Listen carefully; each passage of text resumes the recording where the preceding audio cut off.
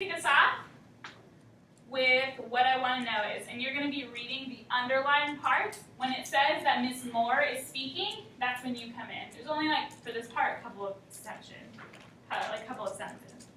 Okay. Go ahead.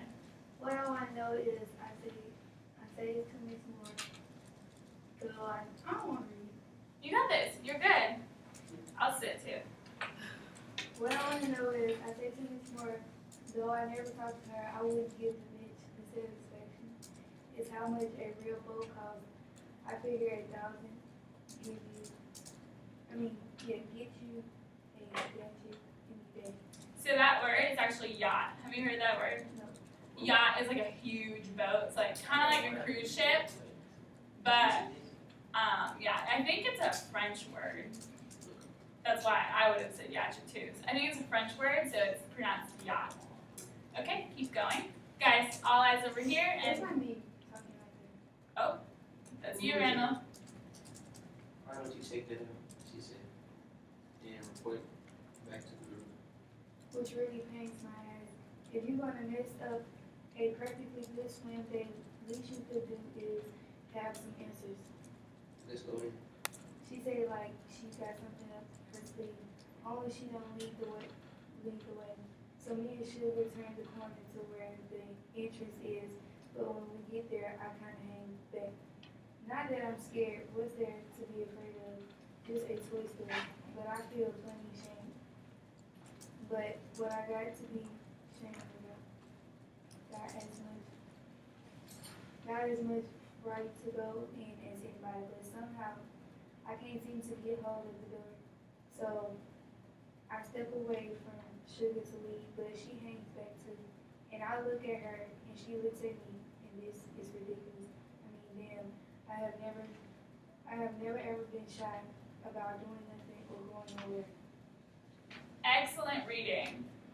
So, and then what's that last little, if you skip down, what do I have underlined for you? And then the rest of us, something, and like they believe together, figure out done our wrong, and people looking at us. Okay. So, is everyone able to follow along? I see yours. Yours is underlined. Couple sentences down, it says, then the rest of us tumble in like a glued together jigsaw done all wrong, and people looking at us. See that? Okay. Yeah. So what's our first impression of this paragraph? What literally happened? Just the facts. Mark, James? What? go ahead. James, remember I said no hoods and headphones out. Mark, do you have something to add? Okay, guys, what actually happened? So people are looking at them. She didn't want to go in, right? What else? What are the facts here? She felt out of place. She felt out of place. Like she didn't belong there. Guys, remember in our norm here is that we do hands when we want to talk. I put she was ashamed. Okay. She was ashamed. Okay, why was she ashamed?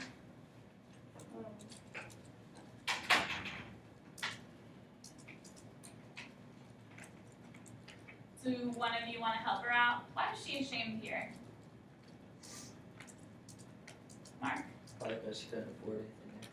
She couldn't afford anything there, right? She described it as a funny shame, right? I know for me, is everything okay? Yep. We can talk after if you'd like. I know for me, when I go into an expensive store, sometimes I used to do this especially because I grew up well off, but not rich by any means. And so I remember I would go in a store, right, and I would pick something up and be like, oh, this is so nice. And then I look at the price tag and I was like, what? Oh shoot, and I can't afford that, it's step back. I don't want to break it before I have to pay for it. So for me, I know how this funny shame feels, right? Where it's like, how did I even get here? So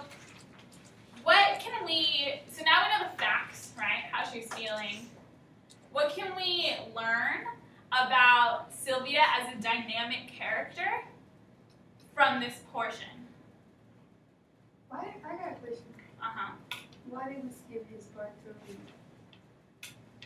Which part are you? He was supposed to read, but then Mercedes, he was supposed to read all of it. Why? He skipped that? Just because it's not like super relevant information for what we're talking about. But trust me, he'll read. So what does the text here, guys, suggest about Sylvia as a dynamic character? Because remember, that's our point. We're trying to find, is she a dynamic character? Not right now. Not right now? Not yet. She's still kind of in the same place, right? Still feeling this awkward shame. All right, let's skip ahead to, Randall's part. we're going to go to paragraph, where are we? We read 39. And so now we're going to go to the second part of paragraph 40. Sorry, mine has numbers and y'all don't. I don't have none of them. I don't have none of them. I know, I only did it for Sylvia because she's special. Let's go to 41. 41 starts where it says, same thing in the store. Do you guys see that? Can you put your finger on where we're going to start? Hold on. Yours it doesn't continue to be underlined. Oh, there you go. Same thing in the store. Got it? It's top of your page. Who's supposed to be reading that? Him? We're going to switch parts now. Right? Marcus Sylvia. But mine don't have that in it. Well, you have it actually because it's not underlined. So you're going to start there. You're reading the part of Sylvia. You're going to continue with this more since you didn't really read much. Okay, Mark, go ahead and kick us off. Everyone should be following along with their eyes on the text and following along with Mark as a sign of respect for with their ears. Same thing in the store.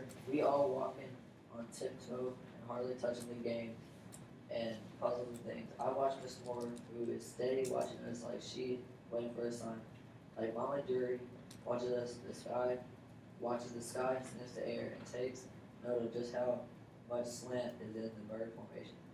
Then me and Sugar bump smack into each other, so busy gazing at the toys, especially the sailboat, but we don't laugh and go into our fat lady bump stomach routine. We just stare at the price tag. Then Sugar ran a finger over the whole boat, and I'm jealous and I want to hit her. Maybe not her, but I sure want to punch somebody in the mouth. I can do that too. That's you. What'd you bring it here for, Miss Moore? You sound angry, Sydney. Are you mad about something? Go ahead, Mark. Give me one of the grins like she's telling a grown-up joke that never turns out to be funny, and she's looking very closely at me like maybe she's planning to do something. Planning to do my portrait for memory on that. But I won't give her the satisfaction. So I slouch around the store, being very bored, and say, let's go. Me and Sugar at the back of the train, watching the tracks whizzing by, large and small, and getting gobbled up in the dark. I'm thinking about this tricky toy I saw in the store.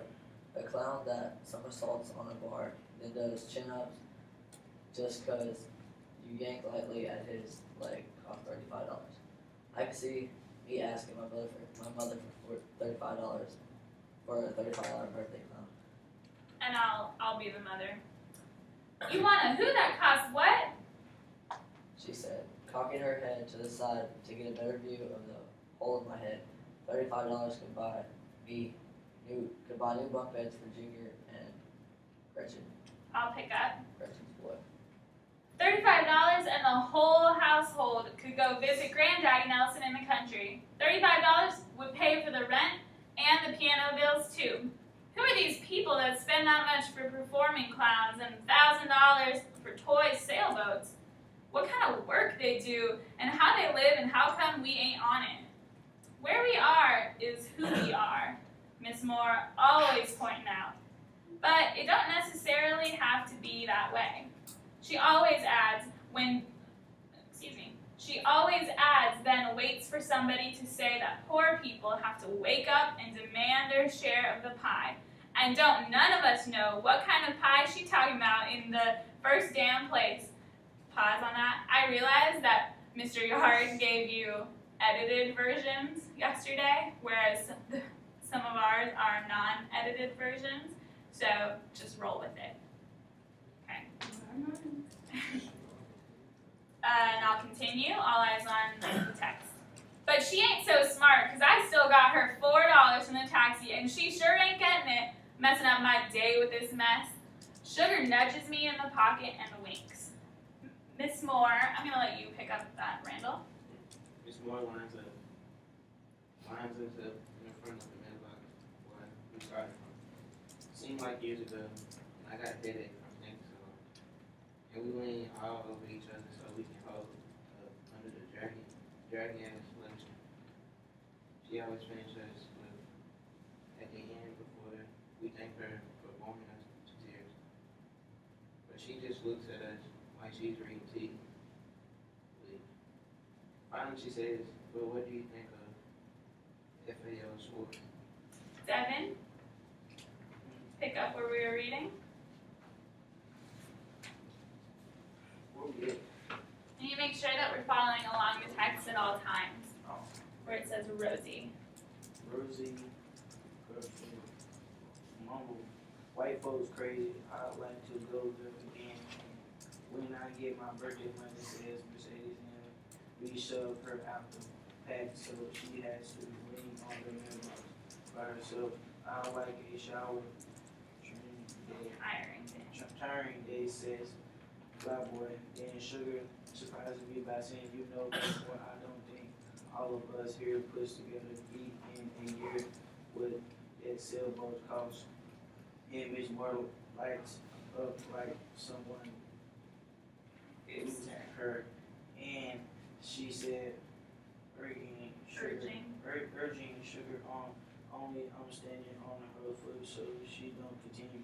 Randall, Imagine for a minute what kind of society it is in which some people can spend on the toilet what it would cost to feed a family of 6 or 7. What do you think? all right, let's pause. I'm going to read that again. Miss Moore asks, imagine for a minute what kind of society it is which some people can spend on a toy, what it would cost to feed a family of 6 or 7. What do you think? What do you think? Hands.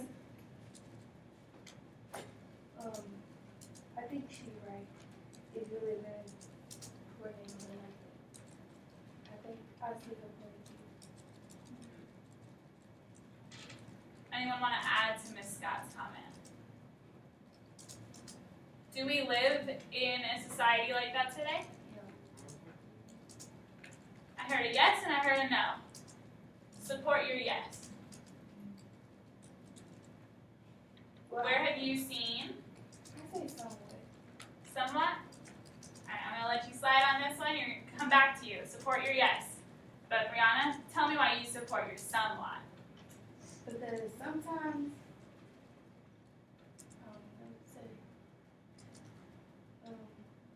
it depends on